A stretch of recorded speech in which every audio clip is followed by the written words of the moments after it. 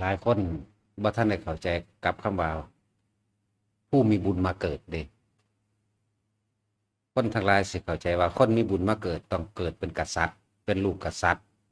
เป็นลูกเศรษฐีมหาเศรษฐีมียศถาบรรดาศักดิ์และอำนาจเด้นี่เป็นความเข้าใจผิดเด้อคนมีบุญมาเกิด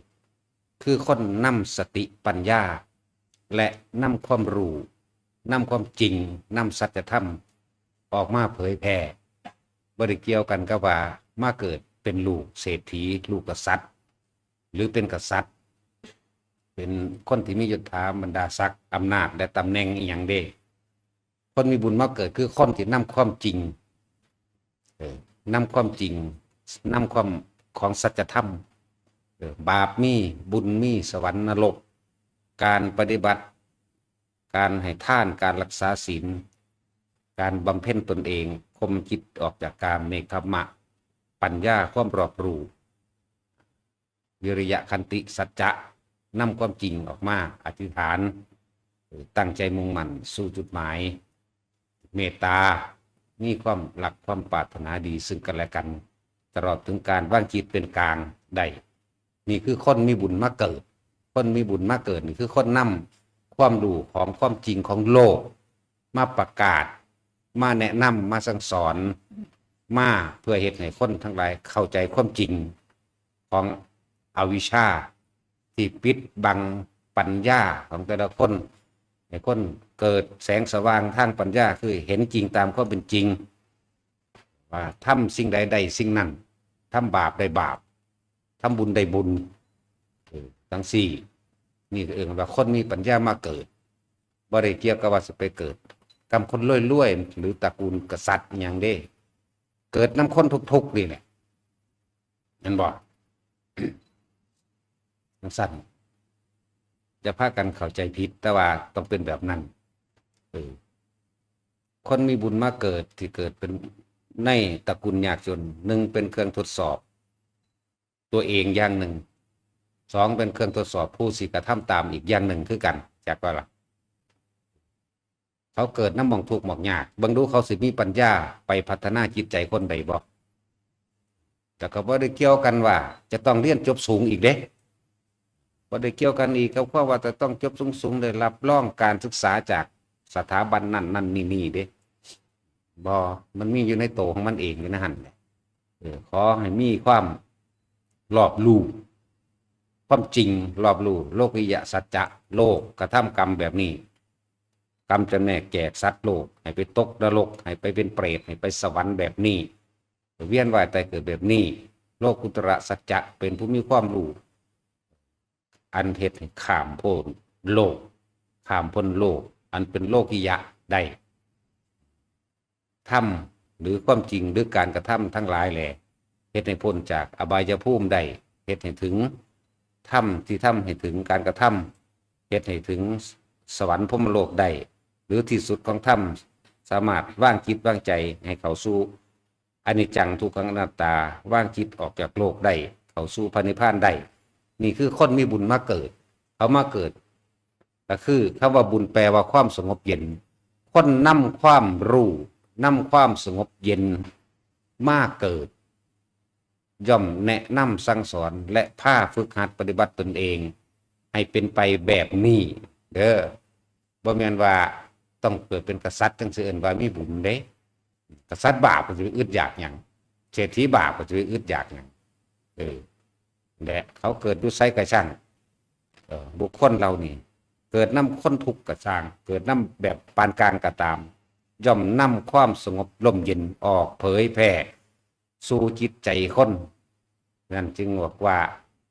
ถ้าจะพัฒนาโลกนี้ต้องพัฒนาที่จิตใจทำความเข้าใจให้รู้ให้แจ้งให้เห็นให้เห็นจริงแต่ทำเร็วแบบนี้แต่ต้องไปได้รับโทษแบบนี้ได้รับกรรมแบบนี้นี่ตั้งหากคำว่าคนมีบุญมาเกิดเขาถือความสงบลงมาเลยแล้วมันก็ฝังในจิตใจแนะนำสั่งสอนให้คนต่อถึง ให้รู้แจ้งจริงแม้นบ่ต้องกล่าวเรื่องสวรรค์นรกก็ได้แค่มาบอกว่าเนี่ยแต่จะไปฆ่าคน จิตใจเจ้าก็สิเล่าร้อนแบบนี้จะไปรักของเขาเจ้าก็สิเล่าร้อนเจ้าก็สิระแวงระวังแบบนี้เจ้าก็ถูกจับเข้าคุกแบบนี้แต่มีคนมาเห็นบ่มีผู้ใดมามักนิสัยแบบนี้สิรักมักตัวบ่มีผู้ใดมามักแม้นสิสวรรค์บ่มีก็ตามโดยปัจจุบันนี่ก็ต้องได้รับโทษแบบนี้แบบนี้เนี่ยเขาสิชี้แจงรายละเอียดแบบนี้แหละหรือเอิ้นว่าคนมีบุญมาเกิดคนที่นำความสงบเข้ามาสู่โลกสงบเย็นและเลื่อนคนมีบุญมาเกิดเด้อไปทั้งใดก็ช่างได้บัดนี้พัฒนาจิตใจคนไปอยู่กรุงเทพก็พัฒนาทั้งกรุงเทพอยู่อุบลอุดรก็พัฒนาทั้งอุบลอุดรไปณสถานที่ใดเนี่ยปฏิรูปประเทศวาโสจักปุเพจกตะบุญญาตาเนี่ยคนมีบุญมาเกิดไปณสถานที่ใดแห่งหนตำบลใดย่อมพัฒนาณสถานที่นั้นทำให้สถานที่นั้นๆประเทศนั้นๆเกิดความสงบร่มเย็นจึงเรียกว่าคนมีบุญมาเกิดบ่แม่นเศรษฐีบ่แม่นวันเลิศหรูมาเลยเด้สังเกตเบื้องโลดพระมโหสถเพิ่นก็บ่ได้ไปเกิดเป็นลูกกับฟ้ามหากษัตริย์นี่แหละเพิ่นก็นำความสงบร่มเย็นและเกิดวิถีแห่งการใช้ชีวิตอย่างความเข้าใจซึ่งกันและกันสมัยนั้นมีอยู่111ประเทศพระมโหสถที่แรกคนก็แย่งชิงอำนาจกันหาความเป็นใหญ่ใส่ตัวเองเห็นแก่ตัวป้องกันปกครองผู้อื่นโดยใช้อำนาจแต่ว่าพระมโหสถมาแก้ออกบ่มาแก้ความเข้าใจใหม่ให้คนใดเกิดกลายเป็นใน111ประเทศมีความสงบสุขร่มเย็นในท่ามกลางจนถึงเบื้องปลายเป็นแนวเป็นร้อยเป็นหนทางเข้าสู่การรู้แจ้งเห็นจริงโดยอนิจจังทุกขังอนัตตาจนถึงที่สุดนี่แหละเพิ่นประคองมาจนถึงที่สุดแห่งการได้บรรลุธรรมแต่ละองค์ไปนั่นแหละคนมีบุญมาเกิดบางประชาติคือวิทูลบัณฑิตก็มีอยู่100 กว่าประเทศคือกันยอมรับความเห็นยอมรับความการกระทำของวิทูลบัณฑิตทั้งเบิดคนมีบุญมาเกิดแล้วก็ไม่ได้เกิดเป็นลูกกษัตริย์เลยนะก็เกิดเป็นลูกคนทุกข์คนงากธรรมดาแต่ว่าความสามารถในการสิอบรมจิตใจของคนให้เข้าถึงความจริงใด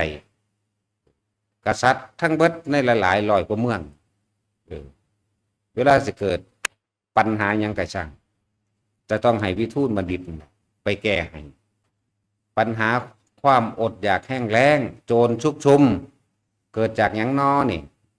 พระวิทูลบัณฑิตก็ไปเบิ่งเขาบ่มีเขาก็เลยปล้นเลยกี้เลยขาตัวเจ้าเป็นกษัตริย์เจ้าเป็นผู้มีอยู่แล้วเจ้าเป็นหยังคือบ่แบ่งปันถ้าคนมันบ่มีกินมันก็ต้องดิ้นรนทุกวิถีทางสามารถทำได้แต่ว่านี่เขาบ่มีเขาทุกข์เขายากคนที่มีอยู่แล้วเป็นหยังจังบ่แบ่งปันรังเกียจเดียดฉันกันไปเฮ็ดหยังนี่เพิ่นก็บอกเหตุผลเห็นบ่ล่ะคนทุกข์ไปหาขออยู่ขอกินบ่ให้มีแต่คนรังเกียจเดี๋ยวก็ว่าสกปรกเดี๋ยวก็ดูถูกสารพัดสารเพจากจิตใจที่ดีอยู่แล้วบ่จักกี้บ่จักปล้นบ่จักฆ่าบ่จักลักเกิดกลายเป็นปล้นขี้ฆ่าลักขโมยก็ได้เห็นบ่ล่ะจังซี่ก็นี่แหละวิทูลบัณฑิตเพิ่นก็แก้ให้จังซี่บัดนี้มานึกตึกตองไปด้วยคนเฮาบ่สมควรสิรังเกียจกันแต่เขาบ่มีใครอยากเป็นขอทานบ่มีใครอยากเป็นคนที่รักมักยกดอกถ้าเขามีที่อยู่อาศัยได้ทำมาหากินแล้วเขาก็บ่เฮ็ดอาชีพนั่นดอกนั่นแหละนี่เอิ้นว่าคนมีบุญมาเกิดเขาเจ้าก็จะนำต่อความสงบร่มเย็นเข้าสู่ในสถานที่นั้นๆคำว่าประเทศตะกี้บ่ได้แม่นประเทศไทยประเทศลาวแบบนี้เด้สถานที่นั้นๆคำว่าประเทศนั้นแบบนั้นตะกี้ปฏิรูปประเทศวานั่นนะโสจักปุกเพจกตะปุญญาตาบุคคลผู้มีบุญมาเกิดเนี่ยไปอยู่ณสถานที่ใดย่อมทำความสงบร่มเย็นให้แก่สถานที่นั้นๆสั่นหลายคนยังไปจินตนาการแบบยิ่งใหญ่ต้องมีอำนาจสามารถสี่เป็นสี่ตายขาคนใดไม่แม่นแบบนั้นเด้ขาคนสิมีบุญมาแมงแต่ทั้งใด แต่ว่าล่ะนั่นตัวมีแต่เฮ็ดให้คนนั่นน่ะฮักกันตัวบ่หลายประชาติเพิ่นบ่ค่อยเป็นกษัตริย์ดอกนั่นชาติที่เกิดเป็นกษัตริย์หนีออกจากความเป็นกษัตริย์เด้เห็นว่ามันบ่ได้แม่นแนวที่กษัตริย์นี่คนย้านอยู่แล้วพาเฮ็ดหยังคนก็เฮ็ดโลดรู้จักบ่มันบ่เป็นเครื่องมคะคมจิตของเจ้าของหรือว่าทดสอบใจของเจ้าของพวกนี้เป็นจังซี่คือยังเพิ่นเกิดเป็นพระเตมีใบจังซี่พยายามให้เป็นง่อยเปียเสียค่าปัญญาอ่อนไปจนถึง16 ปียังเอาไปถิ่มนะสุดท้ายแล้วก็คนต้องเฮ็ดน้ำเพิ่นเบิด2 เมือง3 เมืองสิมาปล้นมากี้มาฆ่าเอาเมืองเพิ่นก็เลยได้ถิ่มเมืองเจ้าของเองออกมาบวชเนกขมะน้ำกันเบิดนั่นแหละสั่งสมไปเรื่อยแบบนั้นถึงสั่งเหมือนศาสตร์ที่เป็นลูกเจ้าฟ้ากษัตริย์ก็บ่มียศอีกเด้จันทกุมารจังซี่แต่ว่าเป็นคนที่มีความเป็นกลางมีความยุติธรรมคนมีบุญมาเกิดอยู่หม้องใดก็สร้าง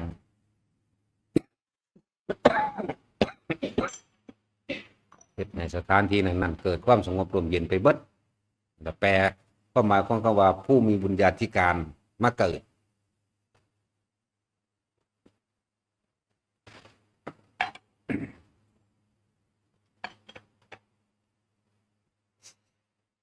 เป็นมหาทุกขตะก็ตามทุกที่สุดเลยมหาทุกขตะหาขอท่านกินเด่นมีผ้าอยู่พื้นเดียวห่มไปน้ำกันกับเมียเมียไปขอกลางเว้นว่าเป็นผู้หญิงผัวไปขอกลางคืนมีผ้าพื้นเดียวเปลี่ยนกันมุงจนผลละพุทธเจ้าองค์หนึ่งเกิดขึ้นไปเปลี่ยนกันไปฟังธรรมผู้เมียก็ไปฟังกลางเว้นผู้ผัวก็ไปฟังกลางคืนคือเก่ากันฟัง2 คืน 3 คืนยังความฉีตนีทีเหนียวมันยังมีอยู่คืนที่4ที่5มันยังตัดสินใจผ่าเพื่อนเดียวนะแก้ผ่าออกถวายบูชาพระพุทธเจ้าเลยแต่จังเขาเจ้าจังเอามาเว้าเป็นชิตังเมเราชนะแล้วนั่นแต่มันมีความเป็นมาอยู่แต่สมัยพุทธเจ้าองค์ใดบุนับขึ้นหลังเลยฮอด28 องค์พุ่นละเลยฮอดพุ่นพุ่นเด้นี่บ่แม่นเรื่องใหม่ๆเด้นี่ มันเป็นเรื่องไกลอยู่ยันทุเลไกลบ่แม่นสันติเกวาบ่แม่นเรื่องไกลๆเฮาเด้นี่เรื่องไกลๆพุ่นเด้แต่สมัยเพิ่นเกิดเป็นมหาทุกขตะทุกที่สุดเอิ้นมหาทุกขตะเมื่อท่านชนะความตนีในจิตใจของเจ้าของแล้วก็ยืนขึ้นตบมือ3 เสือเราชนะแล้วสัตว์ชิตังเมมันบ่ได้เกี่ยวกับวัดธรรมกายเด้ อันนี้เด้อเขาเจ้าก็เอาคำนั้นแหละมาเว้าว่าเราชนะแล้วคือเขาเจ้าก็เอาคำของโพธิสัตว์มาเว้าจังซั่นกษัตริย์ผู้หนึ่งสงสัยว่าชนะแบบใดเบิ่งดูมันมีเรื่องเล่าลึกลับแต่เลยไปถามเลยบอกว่าเลยบอกเรื่องเล่าของเจ้าของเองให้ฟังผู้ฆ่ากับเมียเป็นคนถูกยากขอกินมีผู้ให้ก็จังได้กินบ่มีผู้ให้ก็บ่กินอันใดพอหลักได้ก็บ่เคยหลักเนี่ยเห็นบ่นี่เป็นตัวอย่างให้ไปเห็นหมักทั่วเห็นหมักแตงเห็นข้าวโพดเห็นของปลูกของฟางแตงโมอย่างของเขาก็ซักบ่สามารถที่หลักได้ทั้งที่หิวอดสิตายนี่แต่ว่าก็บ่หลักเพราะมีความหิริโอตตัปปะในจิตใจของเจ้าของมาตลอดบอกสอนกันกับเมียมาตลอดตายคือมันตายครับแต่มันสิตายแต่ว่าจะตายเพราะว่าเฮาไปหลักของผู้อื่นเถอะอย่ามาตายเพราะว่ากระทำความผิดยังตายเฮาตายมีความซื่อสัตย์ตายด้วยความสุจริตตายโดยสัจจะตายโดยธรรมแห่งตนเถอะ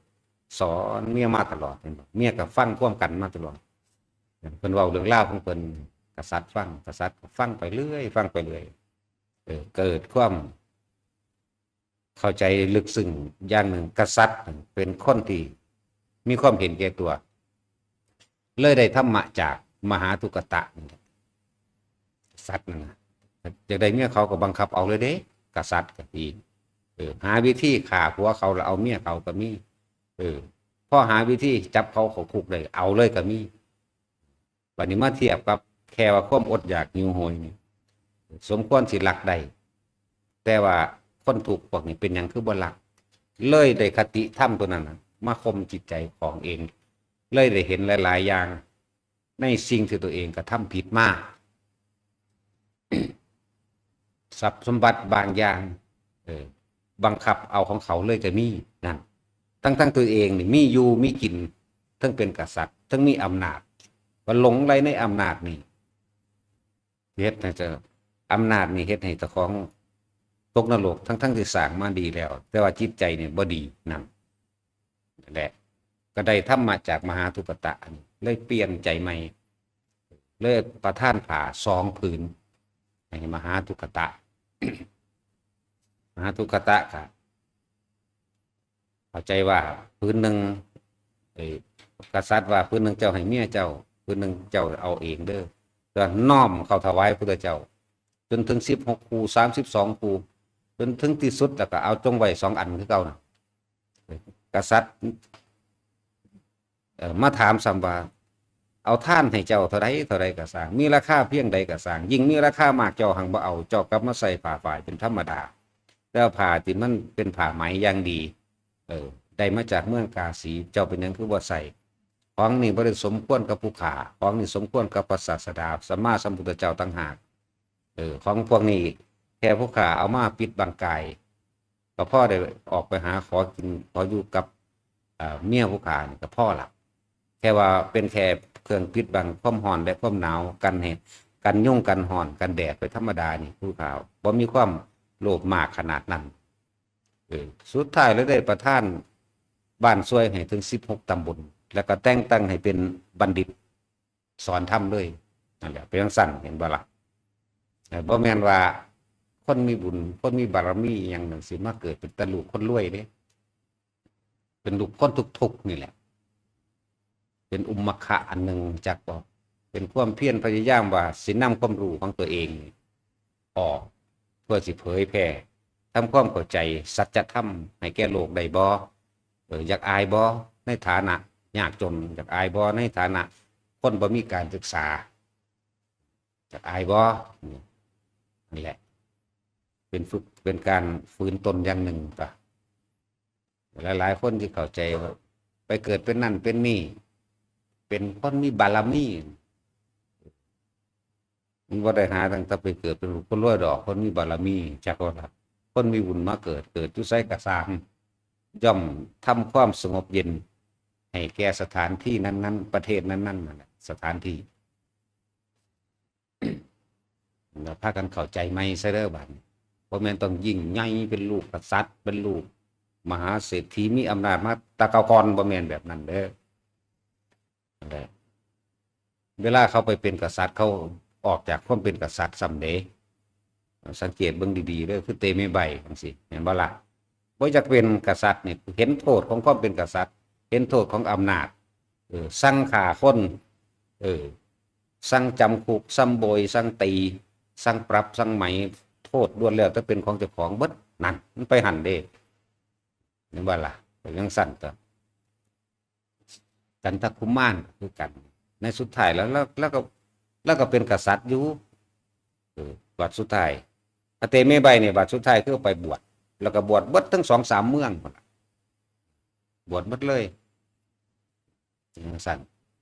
เพิ่นพระจันทกุมารแล้วประเทศมันเป็นกษัตริย์แทนพ่อเล่าอยู่เราก็เอาพ่อไปที่บ้านปลายชายแดนแต่ว่าเราก็บ่ได้ถิ่มได้ล่ะบ่แม่นว่าไปทำลายแบบนักโทษทั่วไปแต่ว่าบ่ให้มีแค่อำนาจเท่านั้นเองเนี่ยเราปกครองอ่ะนะ เราสิออกเบิ่งราษฎรหม่องใดทุกข์หม่องใดยากหม่องใดบ่มีอาชีพดินหม่องใดสมควรที่สิปลูกอันใดน้ำแหล่งนี้เปรี้ยวหรือเข้มปรับปรุงให้จังซั่นและชาติที่เป็นมโหสถทั้งบ่ได้เป็นกษัตริย์แล้วเป็นลูกพ่อใหญ่โกศยะเป็นลูกอันเศรษฐี แต่ปัญญามันเลยเศรษฐีที่บัดสามารถปกครองโลกปกครองเมืองได้แม้นในโลกนี่เราสิลบเอาโดยตัวเราเองได้แต่บ่เอาบางชาติที่เป็นวิทูลบัณฑิตจังสิจะเป็นลูกคนถูกได้นั่นมาจากคนถูกได้นั่นบ่ได้เป็นลูกคนรวยมาเลยได้เนี่ยมาโหสถลูกคนรวยก็จริงแต่ว่าหน้าที่การงานได้เป็นเสนาบดีแต่เป็นเด็กน้อย7 ปีไหมธรรมดาปัญญาคนสั่งสร้างสมไปก็ดีพากันสร้างสมเอาคำว่าผู้มีบุญมาเกิดเป็นอย่างสั่งก็จำเป็นต้องไปพัฒนาตบานของไปณสถานที่ใดนี่สถานที่นั้นพัฒนาเบิดจึงบอกว่าก็จำเป็นต้องมียศถาบรรดาศักดิ์ก็จำเป็นต้องมีการศึกษาสูงๆเรื่อยๆแต่มีความจริงต่างหากจึงเรียกว่าคนมีบุญญาธิการมาเกิดเฮาเบิ่งเอาพระผู้เพิ่นมีบุญญาธิการมาเกิดจังซี่ว่าได้แม่นลูกคนรวยมาแต่ทางใดเด้คนที่สร้างความสงบร่มเย็นได้มากๆหลวงปู่มั่นลูกแม่จันแก่นแก้วก็ลูกคนทุกข์คนทำให้ทำหน้าจังเด้ล่ะแม่นบ่สัตว์คือสามารถสร้างความสงบร่มเย็นได้มหาศาลเด้หลวงปู่บัวเนี่ยงั้นลูกกับฟ้ามหากษัตริย์ทั้งใดคือสร้างความสงบร่มเย็นให้แก่โลกได้มหาศาลคือกันทั้งสี่เป็นตัวอย่างบ่ล่ะอันน่ะฟังเขาว่าคนมีบุญญาบารมีมาเกิดไม่ได้แปลว่าไปเกิดในตระกูลรวยๆดอกล้วนแล้วแต่เป็นอุปนิสัยในการสร้างสมที่ของเขาเจ้ามาจากเล็กไปหาใหญ่นั่นเองจากน้อยไปหามากสร้างสมเขาคือพวกเขาสร้างสมอยู่เดียวนี้ถึงที่สุดแห่งบุญบารมีแล้วมันก็เข้านิพพานเท่านั้นมันบ่อยากเข้ามันก็เข้าดอกมันเข้าของมันเองมันเป็นของมันเองดอกแต่พวกเขาน่ะว่าให้ทำปัจจุบันให้ดีที่สุดโลกนี้เกิดมาตายบ่ต้องไปเงินไผว่าผู้นั้นรวยผู้นี้แบบนั้นแบบนี้โลกนี้เกิดมาตายแต่โลกนี้ก็ต้องตายโลกอันหมุนลุ่นๆอยู่เดียวนี้ที่คนอาศัยขี้ดินต้นไม้ภูเขาอยู่เดียวนี้นะตายเมื่อสิ่งใดสิ่งหนึ่งเกิดสิ่งนั้นก็ต้องดับภาษาหยังกับเฮาเป็นแค่สะเก็ดเสี้ยวส่วนหนึ่งในเศษดินเศษโลกอันนี้นึงสิไปสะอ่อนทะเยอทะยานยังกับไผแท้แหละบอกพวกมีอำนาจทั้งหลายถ้าอยากพัฒนาโลกต้องพัฒนาจิตใจคนนี้เอาความรู้เอาความจริง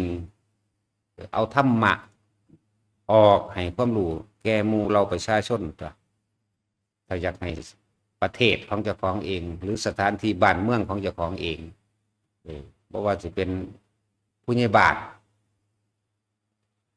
หรือว่าในอำเภอผู้ว่าราชการจังหวัดหรือผู้ว่าเขตต่างๆหรือผู้นำประเทศก็สร้างถ้าว่านำความรู้ความจริงโดยธรรมะออกเผยแผ่ให้คนรู้คนเข้าใจความสงบเกิดขึ้นบ่ได้ดอกมีแต่ความเห็นแก่ตัวครับเห็นแก่ตัวฆ่ากันแย่งชิงกันส่งเสริมและสนับสนุนตัวเองมีอำนาจ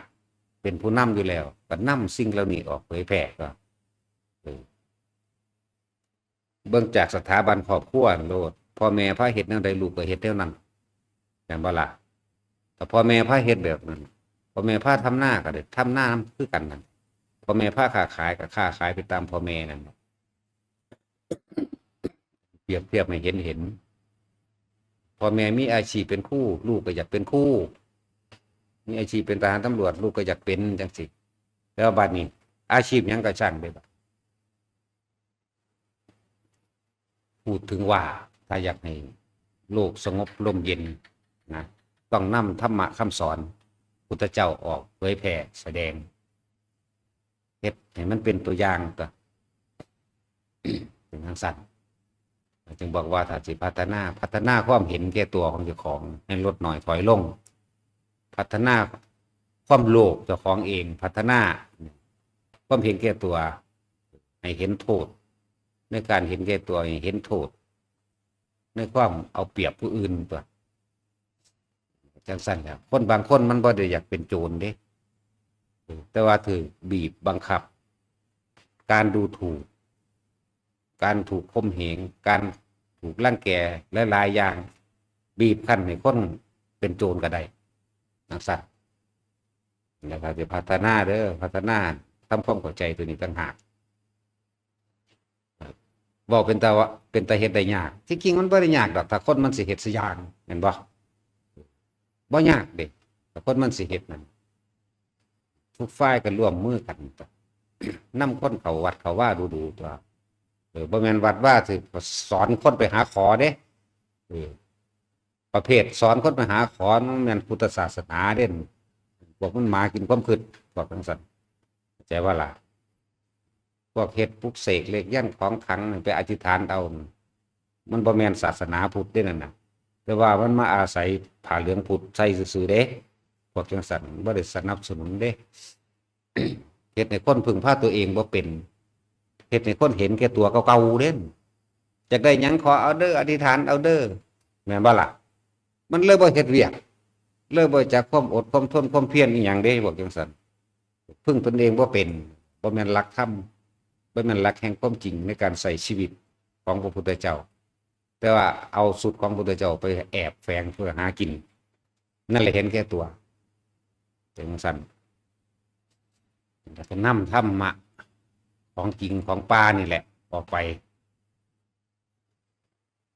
ว่าจะบอกผู้นำแต่ละคนเหตุจังใดได้ถ้าว่าจะคล้องแก้ได้มันก็แก้มาเท่าใดแล้วมันคือบ่ได้สันแม่นบ่มันบ่ได้แก้ที่วัตถุอำนวยความสะดวกสบายให้ไผเด้ถ้าจะแก้จึงแก้ที่ใจนี่ทำความรู้แจ้งพุทธะนี่แปลว่ารู้เด้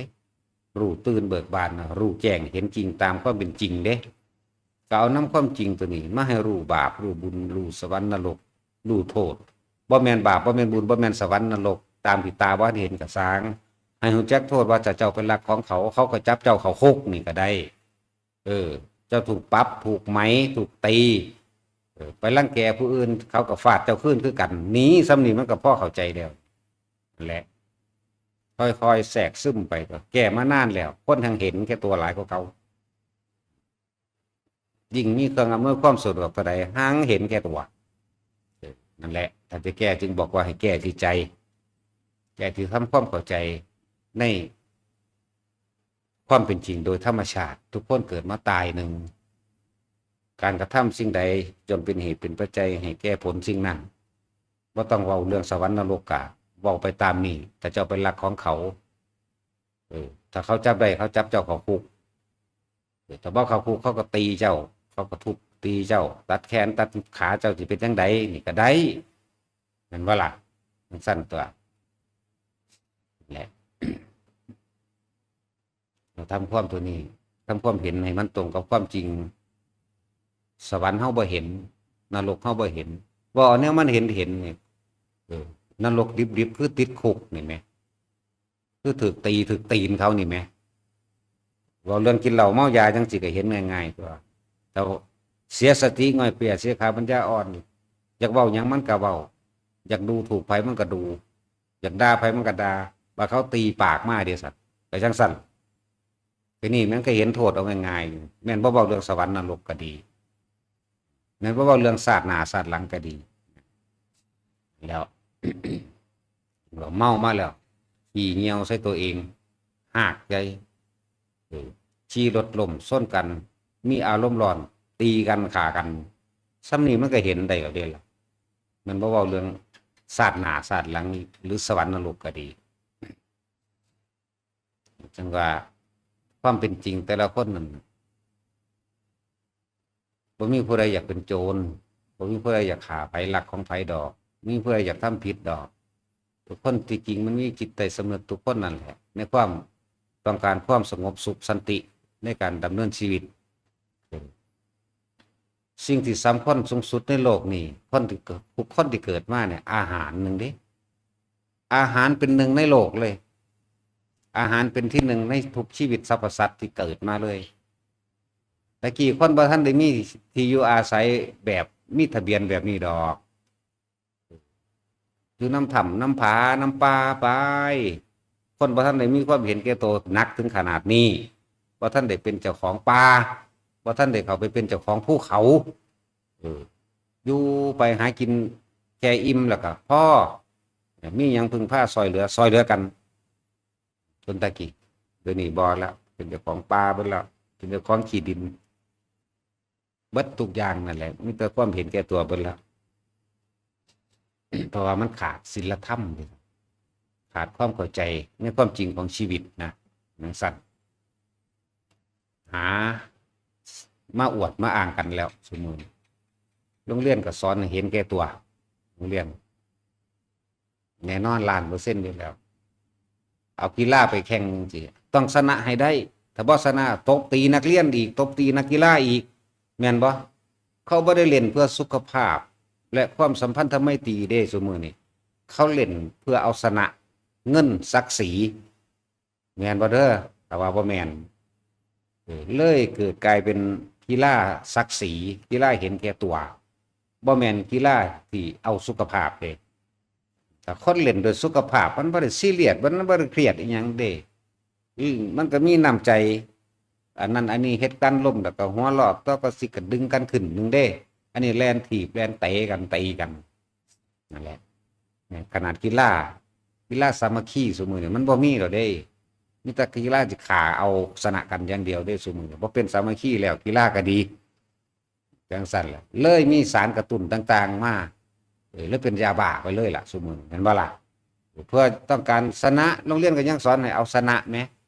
บ่ได้ว่าสอนให้มีน้ำใจเด้สอนเห็นแก่ตัวเบิดมองเห็นสัมบูรณ์แล้วเนี่ยจังสิเนาะผู้ด่านักเรียนว่าสั่นแพ้ว่าได้เด้ว่าจังสั่นแล้วซึมซาบบ่รู้สึกโตพวกนี้ขาดศีลธรรมคุณธรรมเบิดแล้วแล้วมันบ่ได้ส่งเสริม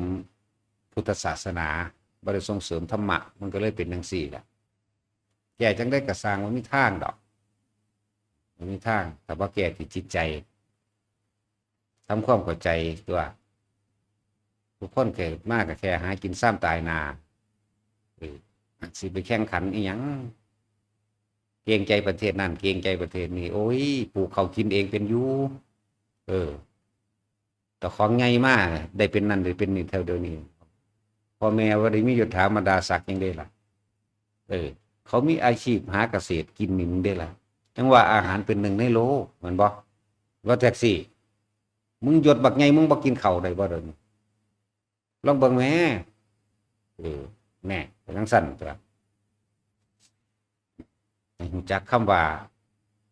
พ่อเพียงหรือมัชฌิมาใส่ชีวิตเป็นกลางอย่าสุดโต่งจนเกินไปทั้งสองส่วนแหมถ้าเฮามีซุมื้อนี้มาลงว่าเฮามีหม้องที่อยู่อาศัยพอได้ทำมาหากินแล้วทุกคนก็คืนบ้านคืนเมืองตัวเองซะกลับมาอยู่บ้านเจ้าไปทำงานต่างประเทศเจ้าก็กินข้าวคือเก่าเจ้าบ่ได้กินเผ็ดกินถ้อยหรอกนั่นว่าซั่นบ่ได้กินหินกินยกเด้กินข้าวคือเก่านั่นแหละจังว่าหลายๆคนถ้ามันวิตหนี้วิตสินแล้วพอเป็นไปได้ล่ะคืนมาอยู่บ้านมาทำมาหากินธรรมดาอยู่พุ่นก็ทำมาหากินคือกันบางที่บ่มีชีวิตขึ้นมาเป็นหนี้เป็นสินมากกว่าเก่าอีกเนาะเป็นสั้นเด้เป็นต่างประเทศก็ตามหรือคนที่เขาไปทำงานในกรุงเทพกรุงไทยหรือต่างจังหวัดก็ช่างเถอะมองเห็นความจริงโลดทุกคนนี่หากินแค่เพียงตายหากินซ้ำตายกลับมาอยู่บ้านยังได้มาดูแลพ่อแม่ปู่ย่าตายายบุคคลผู้มีอุปการะคุณงานดูแลบ้านเกิดเจ้าของเองก็ได้นี่แหละบ่ได้ทะเยอชาญบ่ได้พลัดพรากแล้วก็มีชีวิตที่อันอบอุ่นมีเวลาในการศึกษาธรรมศาสนานำตัวศึกษาพุทธศาสนาเป็นหนทางพ้นทุกข์ของเจ้าของเองไม่ต้องไปแล่นทะเยอทะยานไป ก็ต้องไปแข่งกับไผดอกคือข้าราชการนั่นสิเป็นพวกคู่พวกทหารพวกตำรวจบาดสิอ้างว่าบ่พ่ออยู่บ่พ่อกินแต่พอยายนายกับยายคำใดนั่นแล้วเราได้มีเงินเดือนเราได้เป็นข้าราชการอย่างแล้วคือพ่ออยู่พ่อกินเนาะเพราะว่าอย่างเขาบ่สร้างนี้ เขาบ่ไปแข่งศักดิ์ศรีกับไผเขาบ่ได้มีรถหลายคันบ่อยากมีรถหลายคันบ่อยากมีบ้านหลังละ10 ล้าน20 ล้านเป็นจังซั่นแล้ว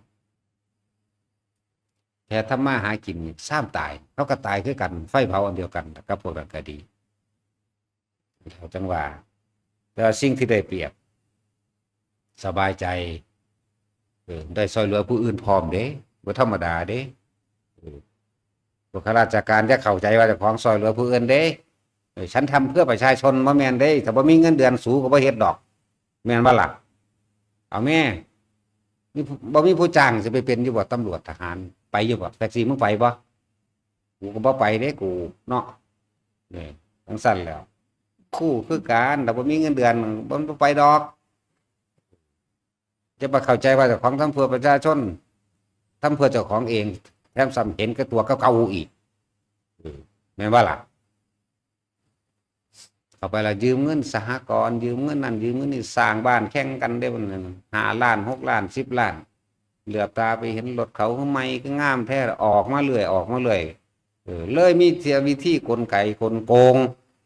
เห็นแก่ตัวเก่าๆอีกได้นั่นจะเข้าใจว่าเจ้าของสละตัวเองเด้อมันจะนักบวชเท่านั้นแหละสละตัวเองที่บอกให้บ่มีเงินเดือนหาขอทานกินเอาใจว่าล่ะทีนี้นั่นแล้วลองเบิ่งหน่อยหมอก็คือกันที่คิดว่าตัวเองสละเอาเงินแพงพวกกันเลยแท็กซี่มันเป็นหมอจังสี่แต่ว่ามีเงินจ้างเอาแม่ถ้ามึงไปกันเนาะทีนี้นั่นแล้วเนี่ยว่าความจริงเด้นี่เลยเกิดกลายเป็นเห็นแก่ตัวพวกข้าราชการทั้งหลายสร้างบ้านเมื่อเราเป็นหนี้เป็นสินแย่งอาชีพชาวไร่ชาวนาพร้อมเด้แย่งมังได้เอาเงินเดือนกูก็มีบ้านกูก็หลายหลังแล้วรถกูก็มีหลายแล้วกูอยากปลูกหน่อไม้ฝรั่งกูก็ไปซื้อเอากูอยากปลูกยางกูก็ไปปลูกสวนยางกูอยากปลูกอ้อยกูก็เฮ็ดไปอีกบอกนั้นว่าพ่อสแตกมึงสิหาแดกแม่มันยังปลาดอดแท้เป็นบ่สัตว์เพื่อหาสแตกไปตายนึงเด้สิบอกสิเว้ามานี่เพราะว่าหยังพูดรีดรังแกข่มเหงคนจนคนที่บ่มีเงินเดือนคนที่บ่มีอำนาจพูดรีดพญานายแม่ยายจอยนี่นะแม่นว่าสัตว์เรียกว่าพวกถือกฎหมายนั่นน่ะทำผิดกฎหมายได้มากที่สุดคือพวกถือกฎหมายถ้าปากขึ้นมามึงแหน่แต่ว่ากฎหมายนั้นก็ควบคุมแต่คนทุกๆยากๆแหละคนไปเก็บเห็ดคนหาของป่าคนตัดฟืนขายเผาถ่านขายคนเห็ดให้เห็ดหน้าพ่อได้ขายพ่อได้อยู่พ่อได้กินที่รถห่างๆกุ้งเล้งนี่แหละจับถ้าพวกจังสิเขาเป็นคนซื่อเขาเป็นคนสัตย์บ่ล่ะเป็นคนซื่อสัตย์เด้แต่ประเภทเดียวกันโกงคือกันนะบ่ได้คนมีเงินเฮ็ดหยังบ่ได้นั่นแหละแต่ว่าพวก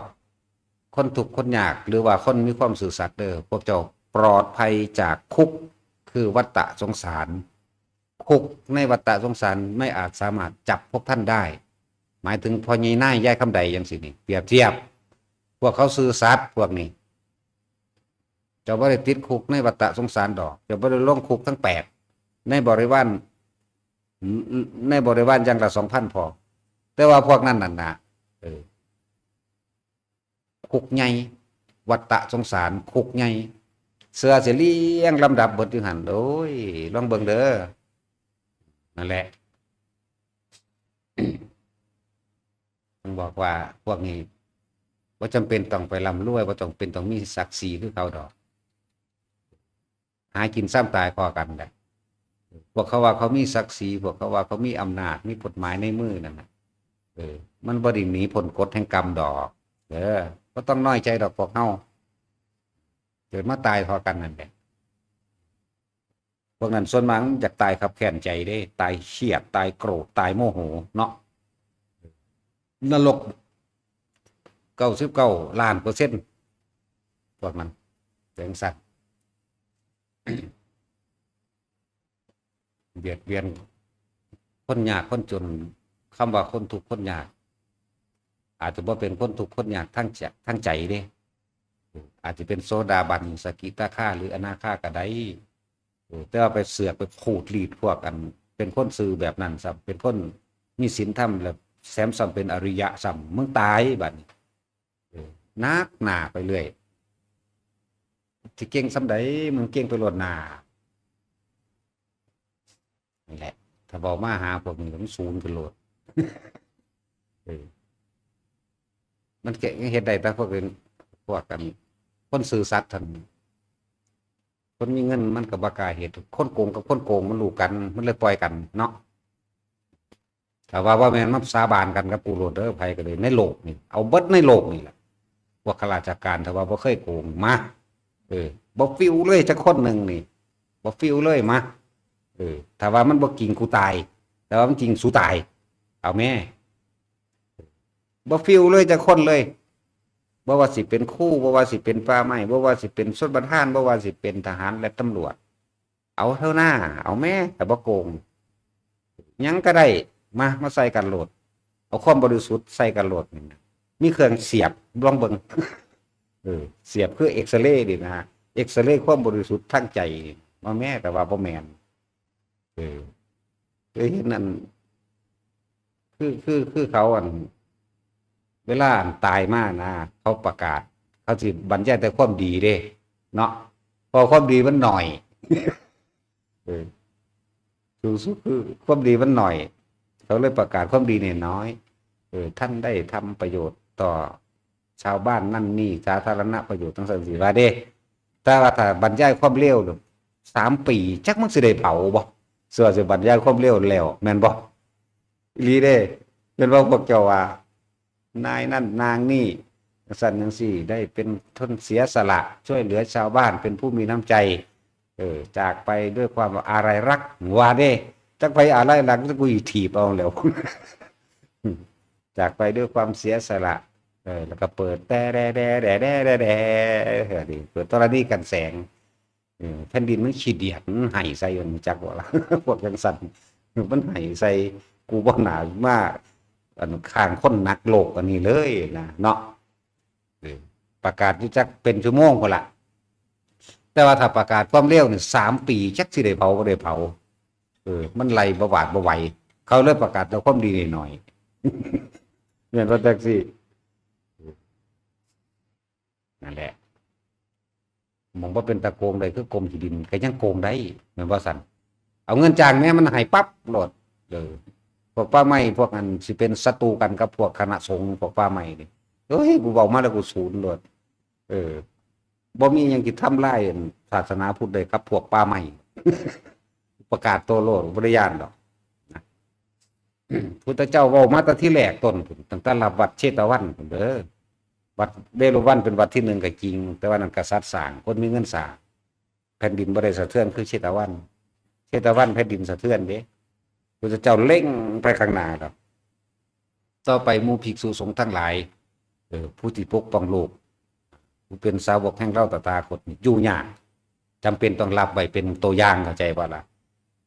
ต่อไปนี่คนสิเป็นเจ้าของป่าใหม่ภูเขาแม่นบ่บาดนี้เนี่ยบ่มีผู้ใดมานำมาเว้าได้แนวจังสิเพิ่นเล็งเห็นการไกลบากยังขึ้นผิดกันหนาอยู่แล้วกฎหมายแม่มึงบอก จังได๋มึงสิสู้กฎหมายได้ลองเบิ่งนั่นแหละถ้าบ่มาสู้มันขึ้นโลดหลายหม่องก็ได้ที่เขาไปทุบทำลายที่ตั้งเป็นวัดเป็นว่าขึ้นแม่นบ่ซั่นบ่แม่นแต่หม่องเฮาเด้หม่องเฮาว่าทันได้เฮ็ดหยังเฮาได้ดอกแต่กูจะไปเผาศูนย์จักมื้อนึงร่วมตัวกันเด้อพวกเฮาสิได้ใช้อยู่แล้วล่ะกูบ่ยอมแท้ๆแต่กูศูนย์มาแล้วกูบ่ยอมแน่ๆลองเบิ่งดูถ้ามึงบ่ย้ายกลับออกเท่านี้เด้ประกาศบอกให้วางซี่โลดมันศูนย์ ร่วมตัวกันไว้บ่ต้องมาหลายดอกมันจะ 100 คนก็พอบ่คู่เด้นี่ถ้าจออยู่ซื่อๆเด้รออยู่ซื่อๆถ้ามันจอประจอฟังอยู่เดินนะเลยเว้าหลายหม่องแล้วที่ไปลื้อสำนักสงฆ์ออกแต่ละที่นะหลายหม่องแล้วเด้ตั้งแต่เฮาติดเบิ่งข่าวมานี่ตามภูเขาเขาจะไปทำลายหยังปานนั้นพวกป่าไม้นี่กูสั่งสูคือหยังเขาบอกเรื่องตัดไม้กับป่าไม้ตัดได้ง่ายที่สุดร่วมกันกับนายทุนผู้เขาหัวโลนเบิดที่เบิดแดนเนาะจักจะไปจับไผ่กับพวกเขาเองเป็นผู้เฮ็ดเองนะแม่นบ่สั่นสำนักสงฆ์ตามเห็นเด็กเล็กน้อยๆนำนั้นนำที่เฮารวบรวมคิดไว้คือเป็นตะเลตนมีพระอยู่องค์หนึ่งมั่ง2 องค์มั่งไล่เขาเจ้านี้แล้วก็ไปปิดไปลื้อของเขาเจ้าเด้ปานว่ามันเฮ็ดให้คนข้อขาดบาดตายเลยแต่มันมีบางหันคือคนสิเปื่อยลงหลดบ่กันนะเนาะบางใดมันมีจังสั่นใดต้นไม้มันยั่งสมากกว่าเด้ล่ะนั่นแหละศัตรูที่สุดเลยคือศัตรูพวกป่าไม้ศัตรูหมู่พระสงฆ์องค์เจ้าทั้งหลายอย่างสั่นเป็นมาตลอดเลยเพราะว่าอยู่ไสปุ่นไล่มาแต่สมัยปู่หมั่นปู่บัวเฮาไล่มาคือกรมป่าไม้ไปไล่ไปขับไล่แม่นเบิด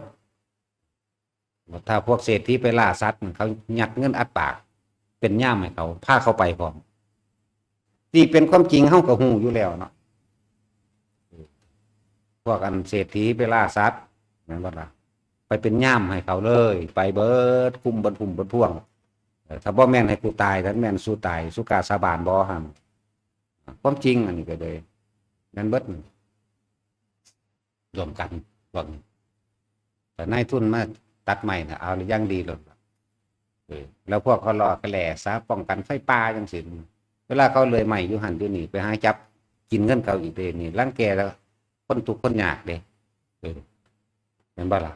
สู้บ่ได้มีหน้าที่จับเด้สู้มีหน้าที่แค่แจ้งให้พวกตำรวจเขามาว่าต่างหากแต่ว่าสู้ใส่อำนาจเกินไปนะพวกบ่มีการศึกษาคือวางแบบว่าเนาะพวกมันสิได้เรียนหนังสือมาแหม่ทั้งใดบ่มีการศึกษาในพุทธศาสนาคนจังมันจบม.3บ่บุเนาะจบบ่บุแล้วบางกินเหล้าเมาคุยว้อแโอ้ยหวนซะผู้อีขี้ทูดกูทังบ่ไปก็เลยจังซั่นล่ะมันศูนย์แล้วเดี๋ยวนี้แล้วพวกปปงก็จับยามใดมันสิเปิดอันอายัดบัญชีผู้ใดหรือว่ามันสิเป็นซ่อนแผนวะเนาะถ้าสมมุติว่าเงินหายไปนี่เพื่อแจ้งกับไผแม่นบ่สั่นเงินที่ทุกคนบริจาคมาอยู่ในหันถ้าเขายึดไปเลยจักสิไปเอากับไผเฮาก็ดีเนาะข้อเซ็นเตอร์ซ่อนข้อเซ็นเตอร์ข้อเซ็นเตอร์ถูกกฎหมายเนาะร่วมตัวกันแน่นพวกคืออายัดไว้แต่ว่าไปยืนยันตัวตนแล้วเมื่อยืนยันตัวตนแล้วนั่นน่ะยังบ่อาจสามารถแก้ให้เฮามันเป็นเดือนแล้วแหมสิไปหาคนบริสุทธิ์ประทั้งใดอีกมาร่วมตัวกันหาเผาแมงโลดยังก็เลยในเมื่อความยุติธรรมบ่มีมันบ่เกิดอ้างแต่กฎหมายอ้างหาโคตรพ่อโคตรแม่มึงบ่คนบริสุทธิ์ก็มีอยู่พวกผิดก็จับไปที่นำเอาตัวพวกบริสุทธิ์ก็ปล่อยเขาตัวเนาะเฮาไปยืนยันตัวตนมาแล้วแหมผู้ใดก็สร้างมาร่วมตัวกันในหน้าอันพวกฝึกอายัดไว้สมมติว่าเขาบ่มีผู้นำเอาเลยเด้แม่นบ่สมมติว่าบ่มีผู้ไปนำแล้วบ่แก้ขึ้นให้เขาดิแหมเอาเลยเด้บ่มึงว่าบ่แท็กซี่บ่มีผู้ติดตามให้อ้าวบ่มีมาการยืนยันตัวตนด้วยเอาแม่นบ่เอาเข้าหลวงมันบ่เข้าดอกหลวงอันนั้นบ่เข้าปานใดดอกมันเข้าโตมันเองพวกกลุ่มศาสตร์มันเองนั่นน่ะเป็นสันอีหลีคือกันนั่นแหละกับงบประมาณของอันกรมนั่นกรมนี่เวลาใส่บ่เบิดบ่ส่งคืนแต่ว่าหาวิธีนั่นน่ะมันเป็นแมนจังสิบ่แม่นเด้อกูเป็นมาคือกันตัวกูจังสิบ่ฮู้จักตัวกูบ่เฮ็ดคือเขาซื่อๆเด้เฉพาะกูอยู่บ่ได้กูต้องออกมาแบบนี้จักว่าล่ะงบประมาณบ่ส่งคืน ไผก็รู้เบิดนะในโลกอันนี้แหละเวลาคือชนประทานนี่งบประมาณใส่บ่เบิดบ่ส่งคืนเด้หาวิธีเฮ็ดเอาว่าซั่นงบประมาณของไผก็สร้างก็บ่ส่งคืนดอกนี่ก็คือความจริงอันนึงคือกันนั่นแหละเพราะซั่นสิว่าประเทศไทยนี่แต่บ่มีการคอร์รัปชันขี้โกงเอาทองคำปูเป็นถนนหนทางก็ได้เด้ปูเป็นทองคำก็ได้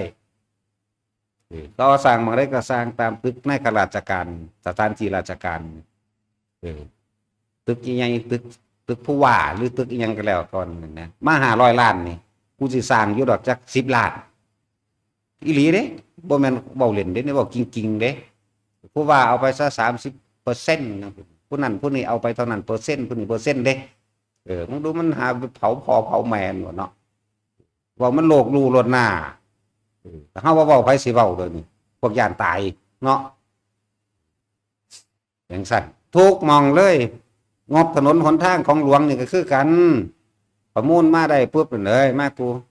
25%อัน10%นี่5%คนเฮ็ดอีหลีนั่นแหนกินดินกินแกบไปบ้านนี้ประชาชนก็ว่าถนนนั่นน่ะบ่ทันได้วิดหน้าฝนจะหลอกบ่เราบ่หลอกเฮาไดเขาก็บ่มีแนวกินมั้ยเขาก็กินหินกินทรายเป็นตัวแม่นบ่ล่ะอีดีนี่แล้วถ้าบ่แม่นเนี่ยกูตายถ้ามันแม่นเนี่ยสู้ตายสู้กาสวรรค์กับกูบ่จังซั่นตัวใส่สัจจะญาติฐานใส่กันโลดหน้านี่แหละ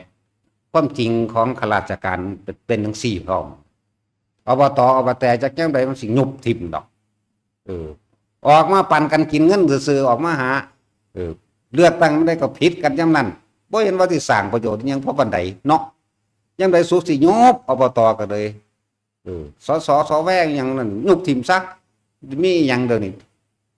ประเทศนี้มันบ่ได้เกิดมาเพราะว่านักการเมืองดอกเกิดมาเพราะว่าคนเสียสละใส่ซึ่งกันและกันต่างหากเลยแล้วมีผู้ใหญ่บ้านมีกำนันมีนายอำเภอมีผู้ว่านะแล้วก็กระทรวงทบวงต่างๆขึ้นตรงต่อนั่นจบละว่าหาต่างๆไปมีอันสวสยังมากมายหรอกชีวิตของคนแค่หาอยู่หากินซ้ำตายหนึ่งซ้ำนี่ก็ได้เหตุซ้ำนี่ก็ได้หุ่นในสมัยพุทธเจ้าปทุมคุณโอ้ยอายุโลกนั้น100,000 ปีเอาโลดธรรมดาบ่ไม่ว่าจะเลิ่นอย่างจังน้อยกับพากันชิบหายบ่บ่จมไปแมงเบิดบาดกูครับอันเว้ามานี่จริงเบิดเด้ล่ะบ่มีปลอมจักอย่างเด้ล่ะจักยามใดสิล่มทิ่มคนผิดกันโดยซื่อเนาะพี่น้องก็ผิดกันเรื่องนั้นแต่ปาขึ้นนั้นใส่อำนาจนั้นนี่เกิดกลายเป็นอิทธิพลเด้โอ้โหพ่อสิมีประโยชน์หยังพอปานใดตะกี้บ่มีเด้ล่ะมีผู้ใหญ่บ้านมีกำนันนึงมีนายอำเภอเนี่ยเขาเจ้าก็คือดูแลกันได้อยู่เป็นสั่นอีหลีว่าเขากินหินกินอิฐกินทรายก็เขากินอีหยังกับปูนมันได้ซื้อทรายมันถึกแน่กับหินเนาะจังสั่นตัวต่างถนนก็กินงบถนนนั่นแหละแล้วว่าที่ถนนยังงบสร้างตึกต่างๆบอกว่าจะเป็นสถานที่ราชการกับฟ้ากันสแตกแดกหาเบิดมันเป็นยังสิว่ากินกันมันว่าปางว่าบ่เนาะเดี๋ยวยังได้มันสิยุบถิ่มบุอบตเลยเศร้ายุบได้แล้วนะมองได้ว่าเป็นป่าใหม่หรือว่าเป็นป่าใหม่ยังสิไอ้เนาะไอ้แงะอยู่ซ้ำสิป่าใหม่หาแมงบ่ภูเขามันลายๆโลนเบิดเราก็บ่ไปหาใส่เขาเนาะไล่ไปเบิดล่ะแมงมือนี่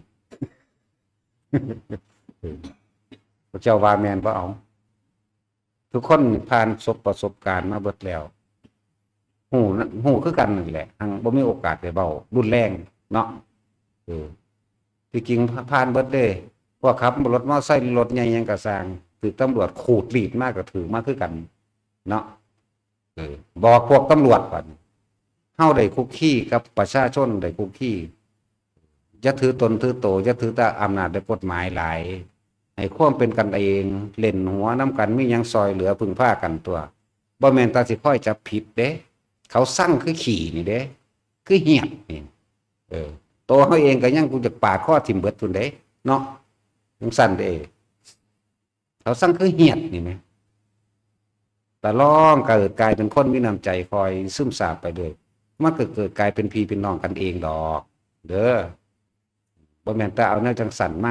าข่มเหงกันนะคนคือกันเด้เออเขาก็ทำมาหากินทุกข์ยากลำบากพ่อค้าแม่ขายอย่างสันนิสี่เด้เห็นบ่ล่ะเลี้ยงลูกเลี้ยงหลานเลี้ยงเต้าคือกันนั่นแหละมีแต่ว่าเจ้าของบ่พอกินเงินเดือนก็มีเนาะมันบ่พอหม้องใดสั่นเงินเดือนหลายบัดบัดไม่ใช่พ่อใหญ่นายกับยายคำใดนั่นบ่เห็นว่าสิมีเงินเดือนอีหยังแล้วคือหัวเอิงอยู่ซั่นเนาะคือเหลือกินบ่แม่นว่าบ่พอกินสั่นแถมสร้างโดยสร้างประโยชน์สาธารณะพร้อมเฮ็ดกุฏิอยู่นี่ใกล้สิตายแล้วแต่ว่าท่านให้ตายง่ายหรอกจังซั่นปลูกผักปลูกหญ้าปลูกต้นหมอกต้นไม้ให้คนที่มาปฏิบัติธรรมอยู่นี่ได้กินได้อยู่ปลูกบักพริกผักไผ่แจกกันอยู่นี่โอ้ยทั้งสั้นแล้วนั่นแหละคนมีบุญคนนั้นคนบาปจะก็ล่ะดีนั่นแล้วบ่โลดผมผู้ใดกล้าเว้าดอกมันบ่เว้าเฮาก็ตายอยู่แล้วแม่นเว้าก่อนมันสิตายจะก็ล่ะบ่มีไผฆ่ามันก็ตายเอาเองดอกฆ่าหังดีกูจังบ่เฒ่ามันตายเร็วๆมันยังดีจักว่าล่ะปันว่าเฮาย้านนำบ่ได้ย้านเด้อันแนวจังซั่นแล้วเว้าให้โลกรู้แน่ความจริงมันเป็นแบบใดทุกหน่วยงานราชการถ้าบ่มีการกินบ่มีจักหม่องทุกคนที่เข้าไปเป็นราชการบ่มีการโกงก็บ่มีจักคนบ่มีเลยบ่มีนะนั่นแหละนี่คือความจริงอีกเอาเถอะหน้าแต่ว่ามันแม่นมาสาบานใส่กันมาตั้งสัจจะญาติฐานใส่กันโดดนะจังซั่นแหละผู้ใดพอกลับใจอะไรก็กลับใจตัวบัดนี้พอทุกคนถ้าได้รู้ธรรมะคนผู้หนึ่งที่เคยทำผิดทำเร็วมาก่อนถ้านำธรรมะนั้นมาปรับตัวเองก็สามารถเกิดกลายเป็นคนดีได้เป็นคนมีบุญได้คือกันไปสวรรค์นิพพานได้คือกัน